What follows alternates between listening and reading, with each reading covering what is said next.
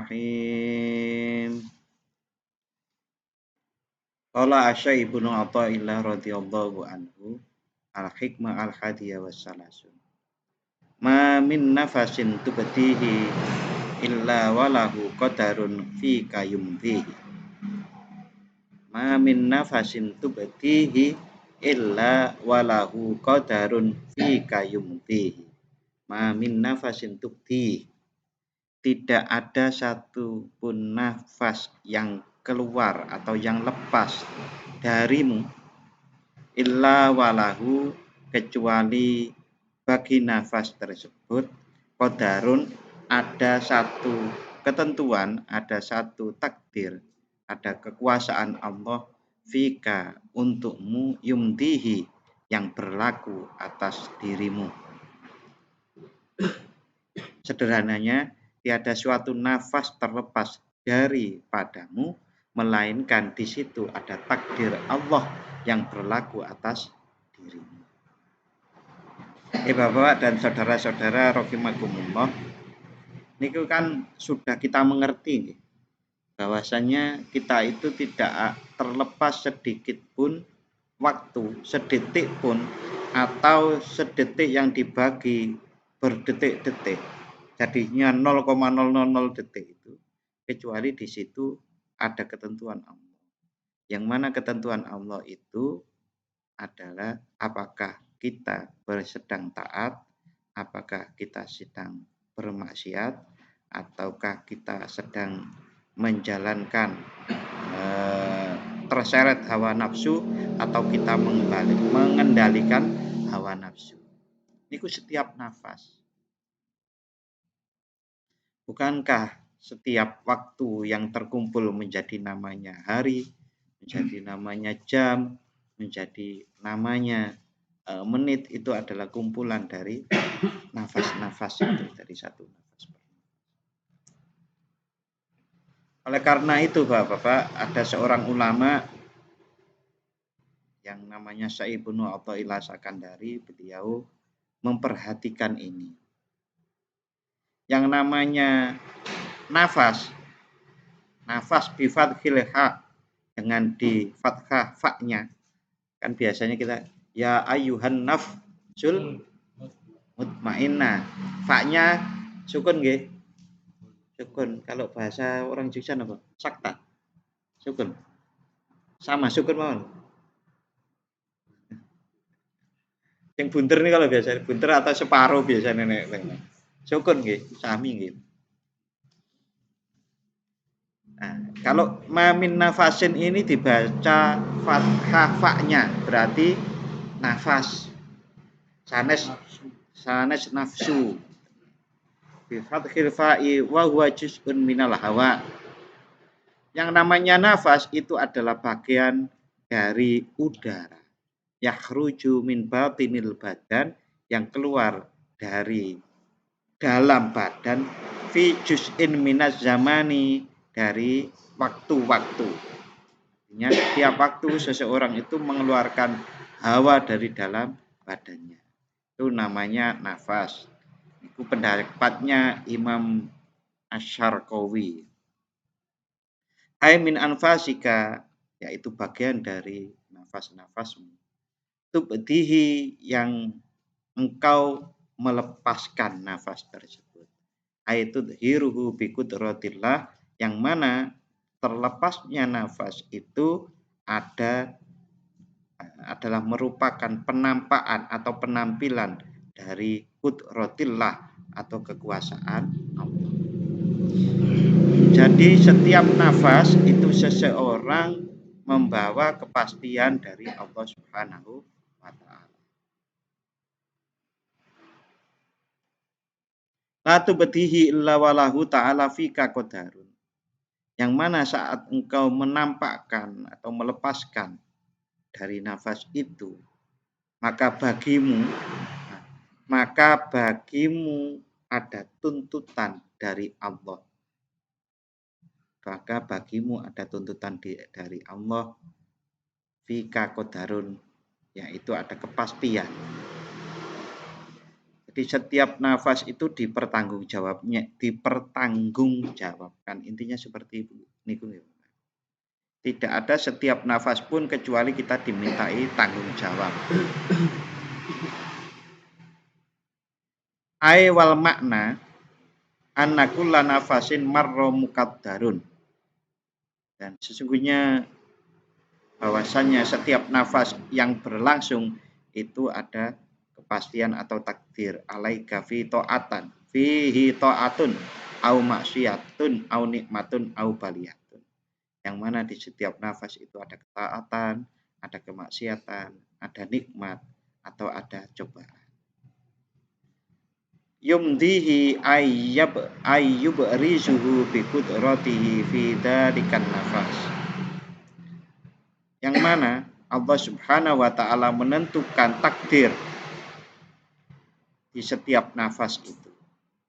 Fa kullu nafasin yabdu minka dzarfun liqadarin.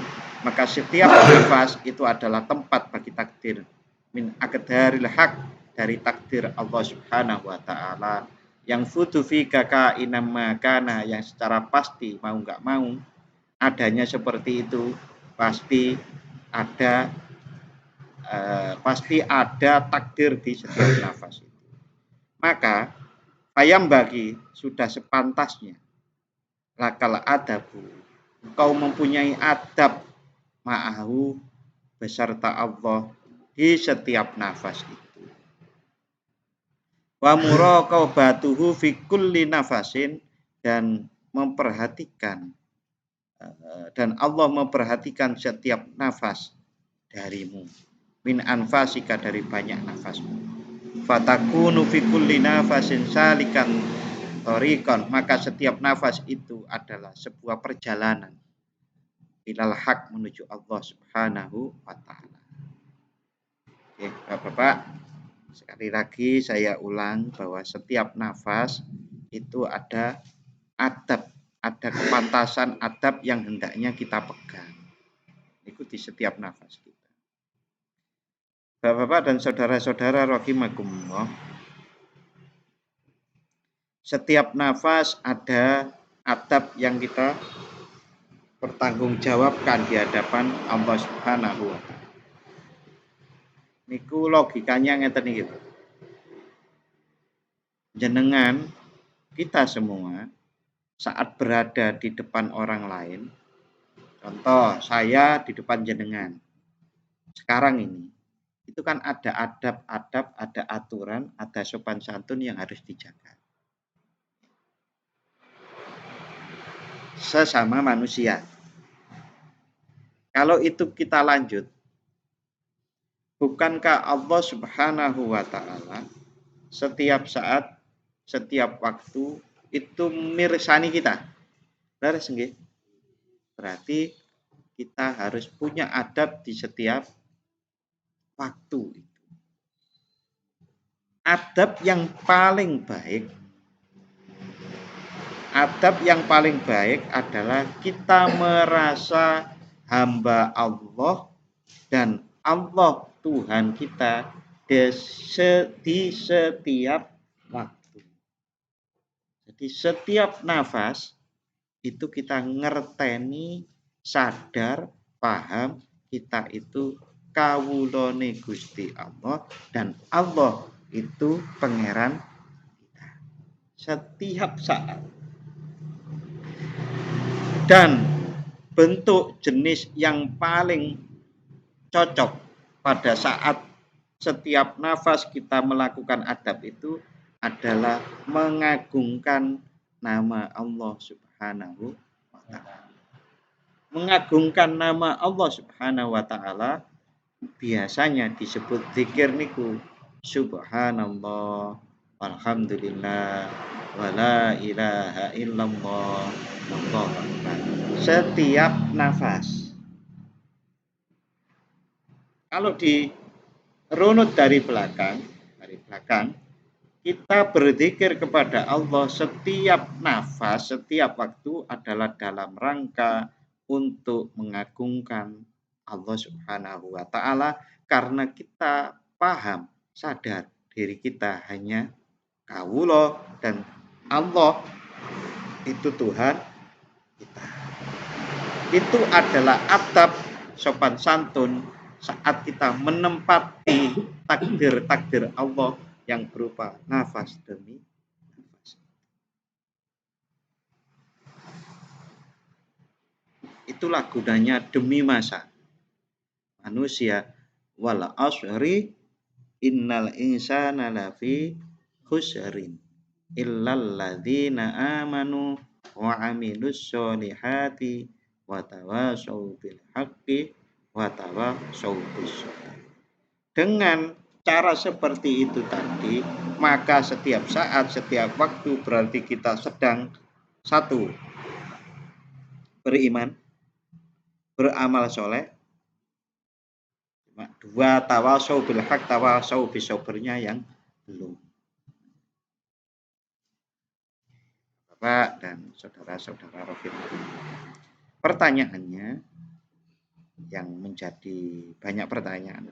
Bagaimana caranya seseorang membiasakan dirinya agar bisa mengagungkan nama Allah setiap saat, setiap waktu? Berarti nggih sadar terus. Sadar terus itu berarti tidak mabuk dengan berbagai macam kecuali mabuk Allah. Mabuk Allah niku nggih. Nggih gampangan sebutnya niku cinta Allah, takut kepada Allah. Jadi kita penuh akal kita, pikiran kita, penuh hati kita itu dengan Allah Subhanahu wa taala. Cara melatihnya itu mirip seseorang kalau berlatih berenang. Setiap seseorang yang melatih berenang semakin sering akan semakin kuat berenangnya. Seseorang yang berlatih berzikir, mengingat nama Allah, mengagungkan nama Allah setiap saat, setiap waktu, maka dia akan bisa lebih baik. Setiap saat, setiap waktunya. Tentu dengan kesadaran, bukan dengan mabuk. Dengan mabuk itu apa? Dengan mabuk itu adalah berzikir kepada Allah, menyebut nama Allah tapi nggak sadar kalau dia itu kawula dan Allah itu hamba. Tidak sadar kalau dirinya kawula dan Allah itu pangeran. Jadi benar menyebut nama Allah, astagfirullahaladzim, astagfirullahaladzim, astagfirullahaladzim gitu ya. Tapi tidak sadar bahwa itu adalah merupakan penghambaan dirinya kepada Allah. Sadarnya aku moco istighfar, krono nyapa? Kabeh koncoku moco istighfar nyapa? Tahlilan. Wes aku ora moco. Harus ada kesadaran bahwasanya kita sedang melakukan adab sopan santun di nafas-nafas kita, di waktu-waktu kita untuk mengagungkan nama Allah Subhanahu. Bapak-bapak dan saudara-saudara rahimakumullah. Saat seseorang itu melakukan terus-menerus pengagungan nama Allah di setiap nafasnya dalam bentuk berzikir itu, maka dia sejatinya sedang mendekatkan diri kepada Allah Subhanahu wa taala. Oleh karena itu para ulama niku dawuh ngoten niki.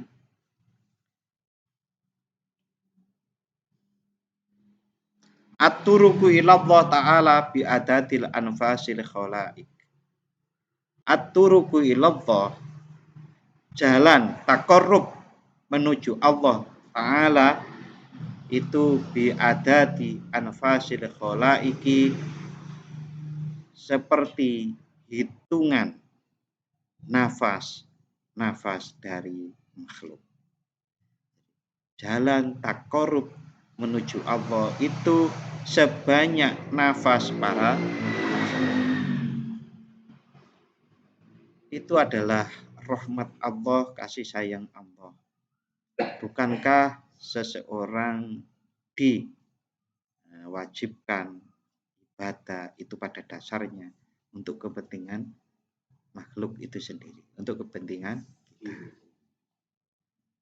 Walaupun dipaksa, kita merasa terpaksa, tapi hakikatnya kita sedang mau dipenakke oleh Gusti Allah. Nah, penaknya orang beribadah kalau berdasarkan Al-Quran surat Al-Anbiya 107 yang berbunyi wa ma arsalnaka illa rahmatal lil alamin, dan tidak kami utus engkau Muhammad kecuali untuk menjadi rahmat bagi alam semesta. Kalau terutusnya Nabi Muhammad itu untuk menjadi rahmat, kasih sayangnya Allah, berarti setiap aturan agama itu mengandung kasih sayang. Walaupun berat, tapi sebetulnya mengandung kasih sayang.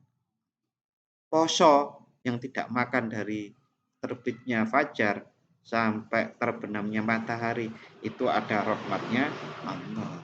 Wudhu yang dingin-dingin kalau subuh itu ada rahmatnya. Enggak makan babi yang katanya enak itu di situ ada rahmat Allah Subhanahu. Nah, Bapak-bapak dan saudara-saudara rahimahullah. Jadi setiap saat, setiap waktu kalau kita bisa beradab, menampilkan adab kepada Allah Subhanahu wa taala dengan adab yang baik, maka itu merupakan perjalanan menuju Allah Subhanahu wa taala. Napa untungi seseorang mendekat kepada Allah Subhanahu wa taala? Jadi Bapak-bapak dan saudara-saudara, nanti di surga itu kan boten setunggal nggih surga. Surga niku kan bertingkat-tingkat. Tingkat yang paling tinggi itu adalah menurut para ulama atas dasar penafsiran terhadap ayat Al-Qur'an bahwa nanti di surga itu ada orang-orang yang merasa gembira, wajahnya berseri-seri. Itu adalah orang-orang yang dikanugerahi oleh Allah kedudukan di surga yang tinggi. Dan kedudukan tinggi itu diantaranya adalah berinteraksi dengan Allah. Mudahnya gambaran, kalau kita bertamu ke rumah seseorang, kita tidak hanya disuguh sate gulai, apel jeruk, tapi juga dijagongi tuan rumah. Nah, yang terendah surga itu isinya adalah kenikmatan-kenikmatan, tapi tidak dijagongi oleh Allah. Nah, wis lumayan daripada jegur neraka ya. Tentu di surga yang paling tinggi itu Rasulullah ada di sana. Sehingga kita bisa setiap waktu, setiap saat di surga itu berpakai dengan Rasulullah Shallallahu Alaihi Wasallam. Kembali pada surat Al-Asr bahwa demi masa sesungguhnya manusia itu dalam kerugian kecuali orang-orang yang amanu wa amilus sholihat dan beriman dan berbuat yang baik, beramal soleh.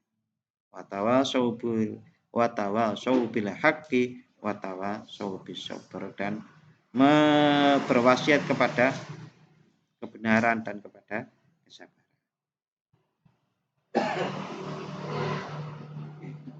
Lalu bagaimana caranya membiasakan diri? Tadi kan caranya dilatih, ngoten nggih. Latihannya para ulama membuat beberapa cara. Di antara caranya itu megang tasbih. Kemana-mana megang tasbih, menyebut nama Allah. Pak, Kalau megang tasbih kok koyo koyo wali wae. Nek nang film wali kan wali ini gawe tasbih ini kata Pak. Yang nggak megang tasbih, ya itu terserah jenengan dilatih. Bagaimana caranya tidak memegang tasbih, tapi kita sadar mendendangkan puji-pujian kepada Allah Subhanahu wa taala. Subhanallah, alhamdulillah, la ilaha illallah.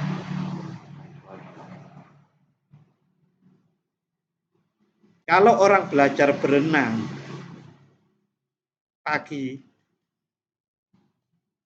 1 jam, itu kemampuannya berenangnya akan meningkat sesuai dengan kadar latihan. Begitu juga kalau kita menginginkan pandai, pintar menyebut nama Allah di setiap saat, setiap waktu, bisa paginya jenengan fokus untuk berlatih menyebut nama Allah raketang setengah jam maupun 1 jam.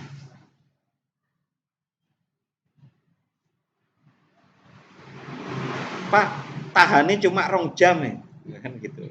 Ya nggak apa-apa. Habis subuh itu sudah mencoba latihan. Latihannya adalah membarengkan menyebut nama Allah dengan nafas kita. La ilaha illallah Muhammadur Rasulullah atau subhanallah alhamdulillah la ilaha illallah wallahu akbar. Tapi ampun diucap nek diucap jenengan diarani talilan sak nggon-nggon nggih. Tapi la ilaha illallah itu kan bisa kita gambar di benak kita. La ilaha illallah. Kan pun mingkem gini kan pun jalan toh. Nah, kita latih terus. Nah, nanti ada godaannya ketemu siapa diajak ngobrol hilang. Gitu dilatih. Sekali lagi dilatih. Tembungnya dilatih. Ketemu Pak Tarsun dilatih. Meskipun ngobrol kalau Pak Tarsun lisannya, tetapi hatinya berdendang menyebut nama. Gitu dilatih. Pripun latihan gitu dilatih. Lagi-lagi harus dilatih. Latihan.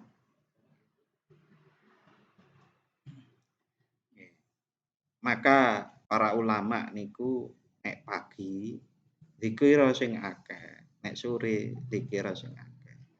Itu tidak hanya sekedar pendapat ulama hanya melatih itu tidak, tapi ternyata kita itu di dalam Al-Qur'an juga diperintahkan oleh Allah zikirlah di waktu pagi dan sore sebanyak-banyak. Zikrun kasih. Pak, zikirnya boleh nggak sholawat? Boleh, istighfar boleh, baca Al-Quran boleh, tapi dengan sadar loh, nggih. Bukan hanya baca Al-Quran tidak sadar, baca Al-Quran tidak sadar niku napa? Ya saya ditarget khataman, wis ditagih lewat online kae. Wah, wis oleh ngaji ngewebut ora eling Gusti Allah. Nggih, mboten pas. Itu juga istighfar wah kudu 100 iki esuk. Nah, kalau dikejar nggih, tapi nggih tetep luwih apik daripada mboten lho nggih. Tapi kalau yang bagus nggih dengan sadar bahwa saya kawulane Gusti Allah. Allah pangeranku, maka aku mengagungkan nama Allah Subhanahu wa taala.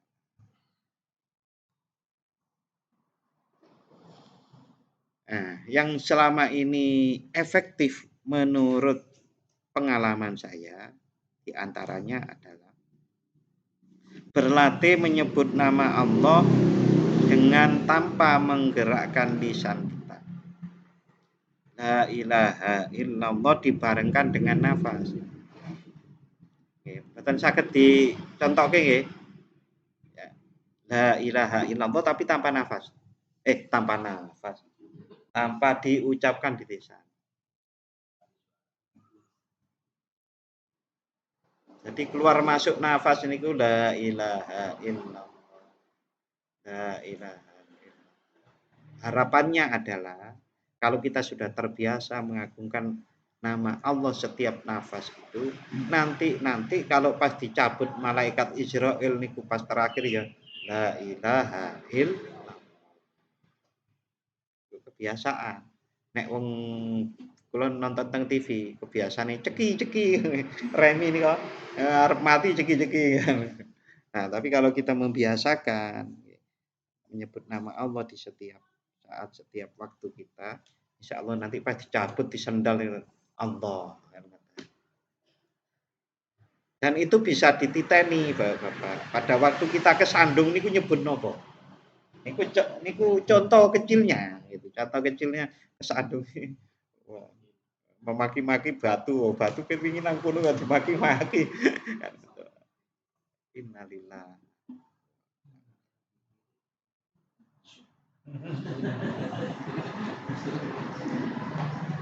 Nah, niku jenengan duduk diam,